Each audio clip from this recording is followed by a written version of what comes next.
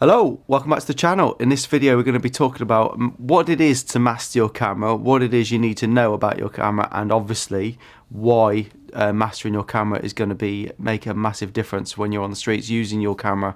And street photography specifically is a really good way of learning a camera and being confident with the camera and lens, focal length, all that sort of stuff. So that's what we're going to talk about today. I go on about it all the time in my videos, is how important it is to master your camera and know the strengths and weaknesses of a focal length and all that sort of stuff. I've used the Fujifilm ecosystem for about 10 years professionally, so I'm extremely confident. I know everything about the Fujifilm lenses that I use, the menus, the shortcuts, everything, all the customizable aspects of the camera I've got set up, so I know exactly where everything is, right? The Sony system I've been using on and off, but I'm back on the Sony again, and I've been using this for about a year, so I'm relatively confident with the Sony system, but I stay away from the menus on that one. And now this has come about because I've bought a Leica Q2. I was going to buy the X100 but I decided to scratch the Leica itch and pick up a Q2. I'm really glad I did, but for the first 3 or 4 times I went out and used this camera, I literally have shot with it every day actually since owning it, so I'm there now. But the first few times I went out and used the camera, I felt like an absolute novice again. I was all fingers and thumbs. I didn't know how to get to things in menus. I didn't know how to set up shortcuts. I didn't know how to change from manual focus to continuous autofocus. I didn't know, there's loads of things that I just felt fumbling, and I don't like that. I've been professional for 20 years, so it felt really strange. Exciting as well, but it did feel really strange not knowing my way around a camera. So that's pretty much what inspired this video, really. So that's what that's why we're getting into it. I'm taking it out on you. I've got a list longer than Oscar Schindler's here, so I'm never going to get through all this. I'll put everything I don't mention, I'm going to put it in the description so you can have a look at, because all of this is important that you know about your camera. The first thing I'm going to talk about is muscle memory. As I've just touched on, all the buttons and everything on the Fuji system, all the shortcuts, just the way I can access everything tangibly without the camera even being switched on, things like that. Muscle memory is super important. I get it, with street photography you want to be out, you want to set it and forget it, you don't want to be faffing around with stuff anyway, but it is really important to be familiar with every aspect of the camera and lens and stuff like that. So just things like changing compensation, changing the ISO, changing shutter speed, just doing all that really with confidence is dead important. So muscle memory, no matter what you're using, is really important, and it is something that I'm seriously struggling with muscle memory on this. But the Leica's got nothing really to assign, so there isn't really anything to worry about. It's just a confidence thing at the time. But yeah, muscle memory is very important. I've just touched on favorites and quick menus and all that sort of stuff. So on the Fuji and on the Sony, I find the quick menus invaluable. The Fuji pretty much means I don't have to go into the menus at all. The Sony, I still can't find my way around the menu, so the quick menu on the Sony is really important. I'll put a screenshot up to what I've got my quick menu set to, but all it basically means is I never go into the main menu. I literally press Q and I've got access straight away. I'm in movie at the minute because I was just filming with it. If I press Q there, I've got access to everything that I pretty much need in the camera at all times, so I'm not looking through layers and layers of video. It might be that you don't know what to put in there because you don't know what you need to get out the camera, so it might take a few attempts to go out with the camera to actually work out what it is you want to have in the Q menu. As I say, I'll put what I've got on there on the screen so you can see, and maybe that will relate to you as well. But yeah, Q menus, if you haven't got them set up, do spend some time. But as I say, it might be a case of going out, finding out what it is you need to be able to change, and then you can apply that to the Q menu afterwards. I'm going to assume you've turned all your beeps and your whistles and everything off, everything flashing and all that sort of stuff, because in street photography you want to be stealth, so we'll assume that you've done all that. Now another thing that I really like is being able to, now I can easily do it on the Leica, it's not that big a deal, but if I press that middle button I can get a clean screen. So it's nice to be able to see my histogram, see my exposure, see everything that's going on there, but then just one press of the button, I like to be able to just get I've got two presses of the button, I can get a clear screen as well. So that's really important to me, and I'm glad that's a nice easy one on the thing. Chaps, am I okay to take a picture of you? Because it looks like you're building the world's biggest sandcastle. I thought I'd come down and see what's going on. Is that right? Yeah, just don't get me in it. It's a little bit more interesting, isn't it? The reflection and whatnot. Focus Infinity F11. I actually think that's pretty cool. That is pretty cool. I like it.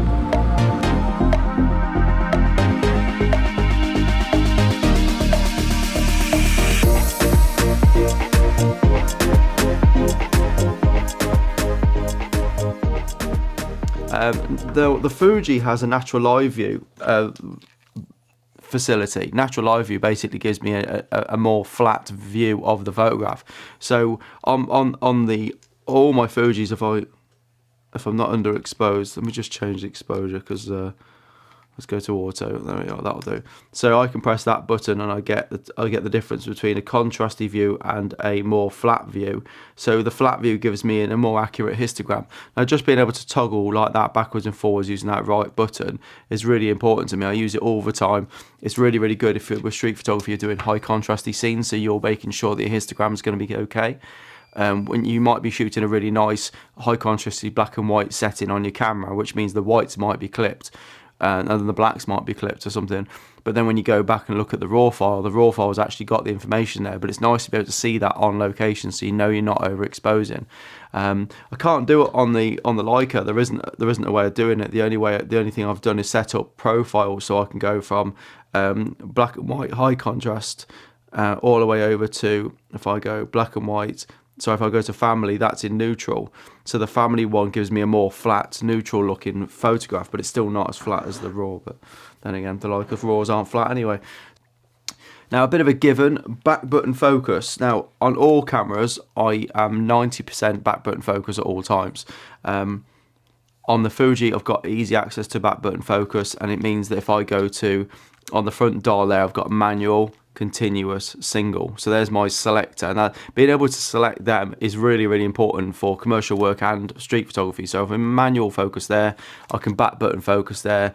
My shutter button isn't going to focus, so I can press that till the cows come home. The focus isn't going to change. The only way that shutter button actually does focus is if I'm in continuous. If I'm in continuous on the Fuji, that button does focus. If I'm in manual or single, that's where muscle memory comes in, because I can't see the front of the thing. So manual there, single there, that button doesn't do anything. The only way I can focus is with that back button. But that's something I have on every single camera. It's the way I like to shoot. The Leica back button focus isn't particularly good. I bought the camera really just to use the focus tab and actually focus like that. So that was the reason I bought this camera anyway, because for that shooting experience. But it would be nice if I could leave it in autofocus and use the back button focus more on the Leica. But I'm not confident in the Leica's back button focus setup. Doesn't seem to work that well. It is there, but it doesn't seem to work that well. So it's just something I've got to practice with and become more accustomed to, because I don't like not having a good back button focus system. It's just really foreign to me. So yeah, something I've got to adapt and practice with. The next thing is ISO limit. So if you're doing street photography, at some point you're going to be pushing, well, most of the time actually in the UK, you're pushing your ISO limit. So you need to know what your camera's capable of. Now, if you're in daylight, ISO isn't that big a deal. ISO only becomes a problem in low light, signal to noise ratio. So if you're photographing the Milky Way at 3200, it might be more grainy than if you use 3200 in the streets, because there's more light getting to the sensor. So a lot of people are shy away from using high ISO values because they think it's going to be grainy, whereas in actual fact, in the day, ISO 3200 or 6400 even isn't really going to be noticeable. So being confident with your ISO is something you need to know. On the Fuji, I'm very, very confident with the ISO. I know that 3200 is kind of the limit. I can shoot at 64 and it's absolutely fine, but I know my editing is going to be restricted. The Sony, I can ignore ISO on that. The Leica, the ISO is garbage. Unfortunately, the ISO well, say 3200 is the limit on that. It basically behaves like a crop sensor. It's not the ISO I thought it was going to be, unfortunately. But I know that because it's a 28mm field of view, I can use a slower shutter than I could on, say, like if this was at 50mm. The Sony, for Sony zoomed in there 105mm, my shutter speed has to be faster than it does on the Leica at 28mm. So because of the high ISO problems, I can sort of say, well, okay, I can shoot this at 30th or 40th of a second and I'm going to be fine. I'm not going to be, so I can drop the ISO. So knowing my ISO limit on the Leica is really important, because I just don't think it's any good. But yeah, definitely knowing your ISO and being confident with your ISO is something you need to be okay with. A lot of people on my workshops will shoot at f4 or 2.8 because they're afraid of pushing their ISO. They'll have a shutter speed of 100 because they're afraid that if they go to 250, their ISO is now 3200 and they don't want grainy images. But it's just something you've got to embrace, and you've got to think, well, hang on, have I actually practiced this? Do I know what the limits are going to be with the ISO? So I won't go into it too much now, but yeah, do practice with your ISO limit. On that, how to set a ISO auto limit. As we're talking about high ISO, you set your limit, say mine's 6400 for street photography, and on the back of the Fuji, I've got a button there which I press. I've got ISO auto 1, 2 and 3. So this is really important to me as well. So if you can see that, there's one, there's ISO auto 1, ISO auto 2, ISO auto 3. Now they're really, really important. ISO auto 1 has a shutter speed of 1,000th of a second, so if it's really bright outside, my ISO limit is going to be 64, but my minimum shutter is 1,000. ISO auto 2 is 500, and ISO auto 3 I change that between 125, 200, 18, depending on what the environment. But basically ISO auto 3 is my low light ISO auto. So if I go indoors, I'll go from 2 to 3, and then if I go straight back outdoors again, I can just press that left button and I'm straight back into it. I can go from indoor setting to outdoor setting straight away. So that's dead important. Now on the Leica, that doesn't really apply to the Sony, but on the Leica, I've got a function button assigned there. So there's only 2 function buttons on the Leica that I can use. I've got the top button to that one in there. I've got that one to my ISO, which is how it comes set. The function button I've got, so my ISO auto, so I can go down across the 250 up to 500. Now I'm set at ISO auto limit of 6400, and the shutter speed minimum is going to be 500. Okay, so that's a really, really important thing that I always want to be able to change. And on workshops, I always try and set up someone's camera so that if we go indoors, outdoors, they can, obviously I can just turn the dial on the top of the camera if I want. If I'm shooting with a more tactile approach like that, then absolutely fine, no worries. But that doesn't change the shutter speed higher. If I need 2000 and I'm still at 500 there, it's going to clip. Whereas if I'm at 500 in there, it can go right up, you know. So that's a really, really good way of shooting. But obviously, I've got to be in auto there.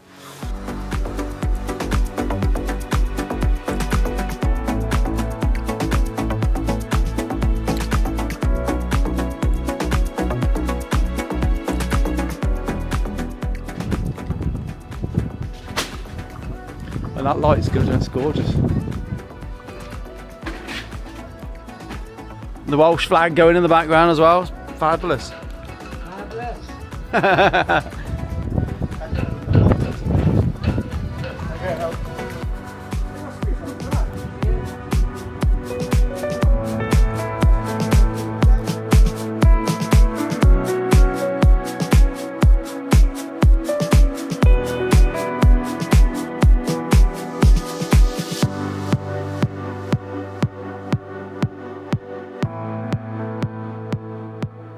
Brief interruption just for a second, just to let you know, if you'd like to support the channel, you can download F8 issue 4 now. It is available to download. I'll put the link in the description, wherever that goes, up there somewhere in it. So do check out F8 issue 4.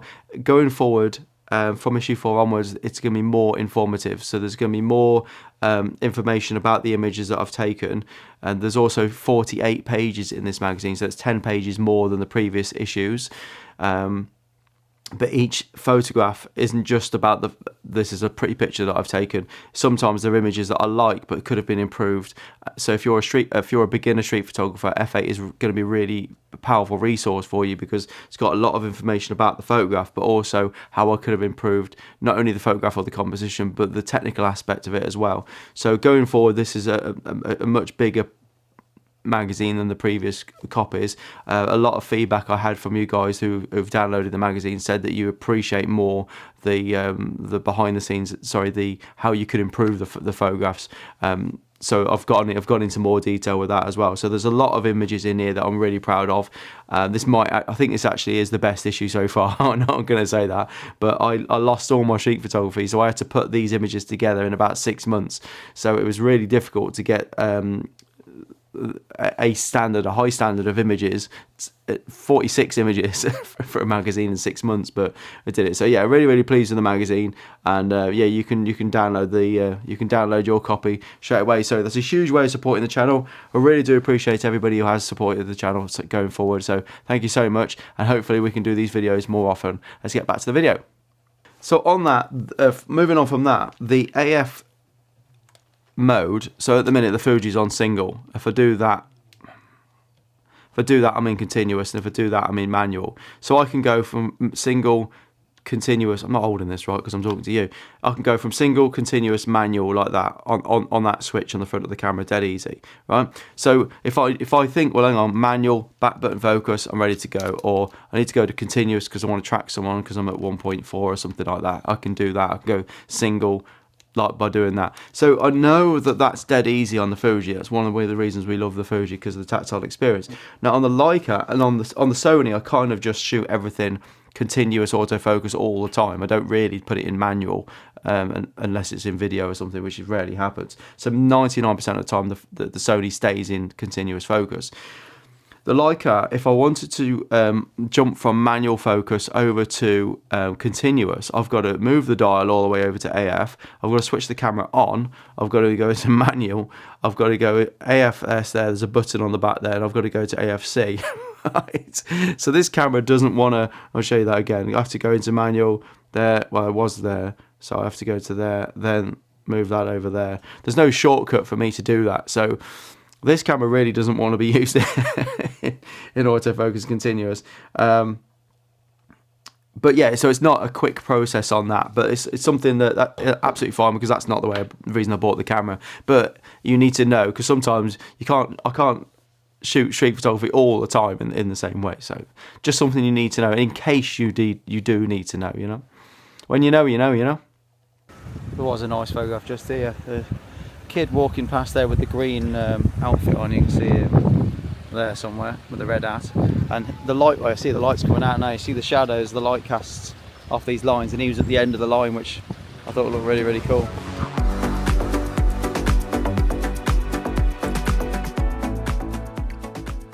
Okay, so something I was going to skip over actually, but zone focusing, you always try and zone focus. There's a reason my magazine is called F8, is because F8 and be there. So you get some massive depth of field at F8, so you just need to put your feet in the right space. With the crop sensor Fuji, I can actually zone focus confidently at F4. I've tried it, I've practiced it. I did a video. I'll put the link up wherever the video goes. Now I'm surprised that you can actually do zone focus on a crop sensor at F4, but I don't know what my minimum aperture is on the what is this, Leica? Yeah, I know that I can't F4 zone focus on this camera. This is a full frame camera, even though it's a wider lens than the 35mm on my X100v. This doesn't let me zone focus at F4. You've got to have at least 3 zones. It's ridiculous. So, but it's something I've got to practice with. I'm not always going to be able to shoot at F8 or F11, okay? I'm not always going to be able to do that. If the light gets low and I don't want to compromise on my shutter speed, I might have to come down to F4, but how can I still zone focus at F4? I don't know, maybe it's 2 meters hyperfocal infinity. 2 meters hyperfocal infinity. It's just something I've got to get used to. And maybe at that point I'll have to just back button focus at a specific point, I don't know. But that's just something I'm not familiar with that camera yet, so practice is going to obviously be important with that. Slow shutter. Now I can handhold the Fuji with, this is the 18mm 1.4, but this has got IBIS, this hasn't got iOS in the lens. I can handhold this camera at 15th of a second and I can get reliably good photographs, absolutely no problems. That's I could probably go down to about 1/8 realistically. 1/8 of a second probably is the limit on this. I wouldn't say you could really, if you want a really sharp image, obviously I can go to half if I'm not looking for a really sharp image. Now on the Leica, I don't have IBIS.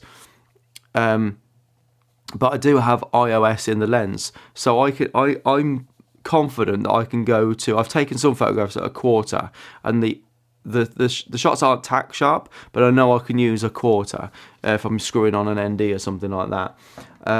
Now, eighth of a second is probably going to be the safe limit for a sharp shot. But again, it's something I need to know. I need to practice with. I need to master that. I need to be confident that every time I'm trying to get a slow shutter, if I'm using something like a screw-on ND filter, I know that my limit is going to be, say, an eighth or a quarter of a second, depending on whether or not I'm moving.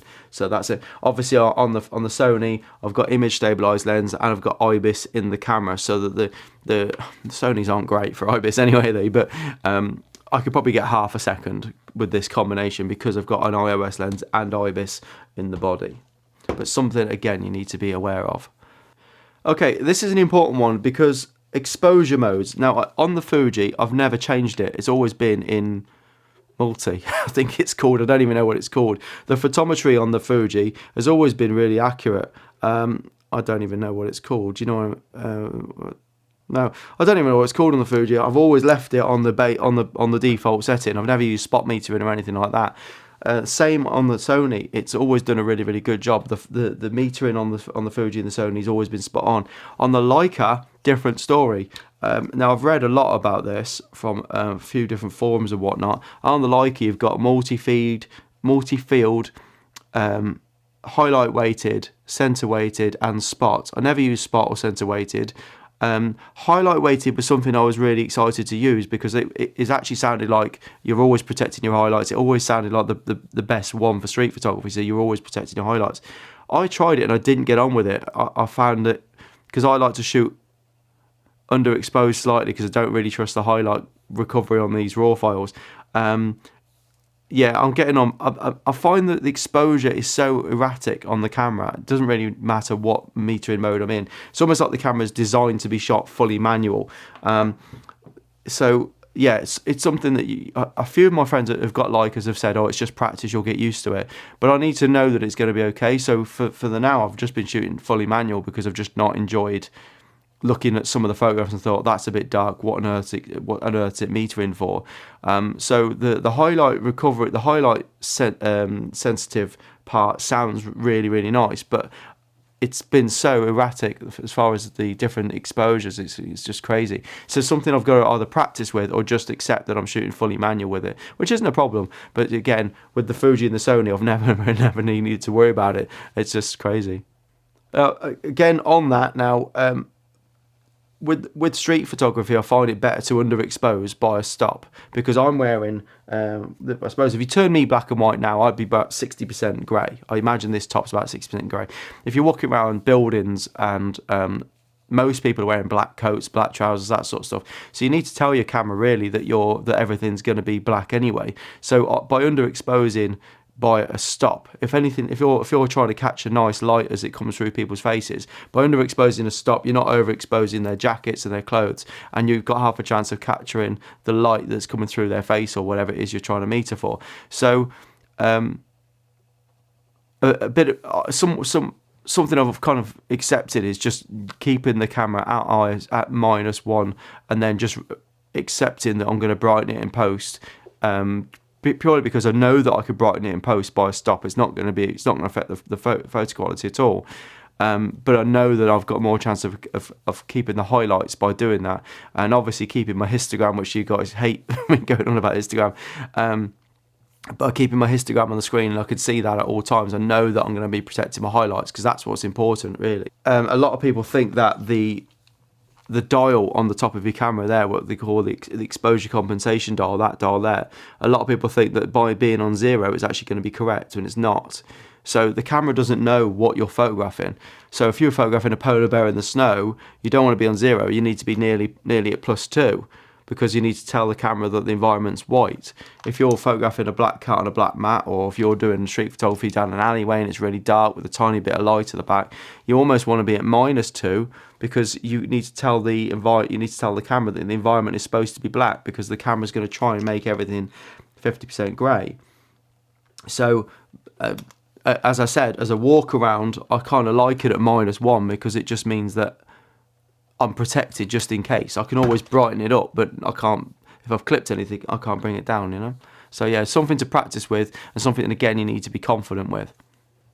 not to be negative, but you also need to know your camera's weaknesses as well. So it's really, really important you know your camera's weaknesses. I must say, for street photography, there's not really much better than the Fuji system. I think they're amazing, especially because they've got a crop sensor. You get away with nice small lenses and everything. So they're very, very good, and they've got a good balance of file size and ISO capability. So the Fujifilm for street photography is pretty much perfect, okay?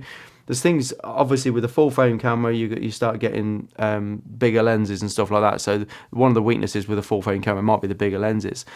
What I will say with the Fuji is it's got a lossless compressed mode.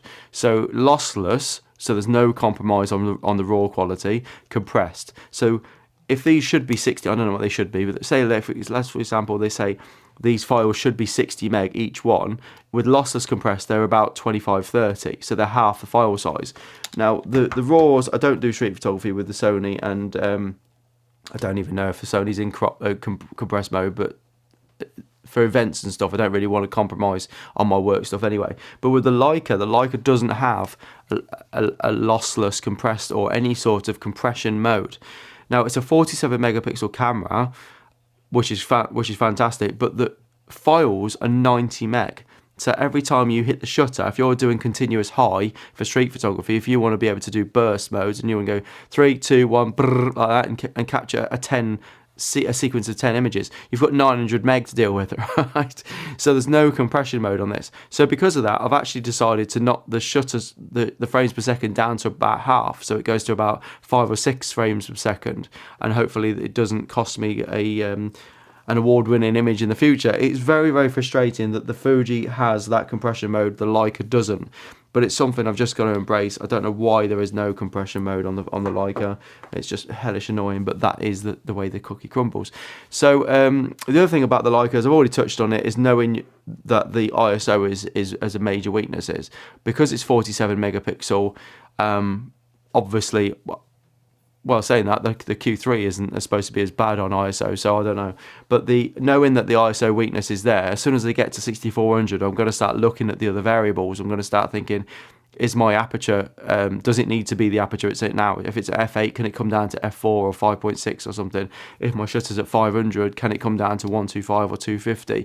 Thinking about what I've got to do to compensate for the weaknesses of the camera. So knowing the strengths and the weaknesses of your camera is very, very important. Cool. And on ISO as well, you need to know if your camera's ISO invariant. It's really, really important. If you've got a Fuji, the chances are, I think all Fujis are ISO invariant. I think all Sonys are ISO invariant, and I'm pretty sure the Leica's ISO invariant. If you don't know what ISO invariance is, Alan Wallace, bless him, he did a video explaining on one of his Sony cameras, what ISO invariance is. I'll try and find that and link it to it. But it might be better to underexpose on one of these cameras and then brighten it, knowing that it doesn't affect the ISO anyway, because it doesn't. For example, in short, ISO invariance means that if you take a photograph at 1600 when it should have been 6400, brightening it up in post wouldn't make any difference to the quality of the raw file because it's invariant. So you can just brighten it up in Lightroom and it's exactly the same thing. If you've got a Canon, I don't think Canon cameras are ISO invariant. So if you took a photograph at ISO 800 when it should have been at 3200, when you brighten the Canon files up, they would fall apart, because they're not ISO invariant. So that's something you need to know. It's something that's really, really helped me out on major jobs, really, when I need to protect highlights. So the Fuji and Sony definitely being ISO invariant is really helpful for street photography. That was a lot to get through, weren't it? We made it. Sorry about that. Sorry if I spoke a bit fast as well. But yeah, I'll put the full list of everything in the description, so check out that in underneath the video, and you can implement that into your photography going forward. It is dead important to master your camera, so the more you can get used to and familiarize yourself with the camera, the more you're just going to be able to enjoy your photography and not be worried about fumbling through menus and camera settings. So I hope that was useful for you. A massive thank you to everybody that's downloaded F8 issue 4. I really, really appreciate it. I've had some tremendous feedback on it as well. Going forward, the information there's going to be more information in the magazine, basically. So a lot of people are very, very grateful for that. And I hope you like the photographs from 10B. It was a really, really good day. I did originally do this video in 10B, but the audio and everything was crap, so I thought I'd better do it again. But I hope you enjoyed the video. I hope you took lots from it. And yeah, see you in the next one. Take care, guys.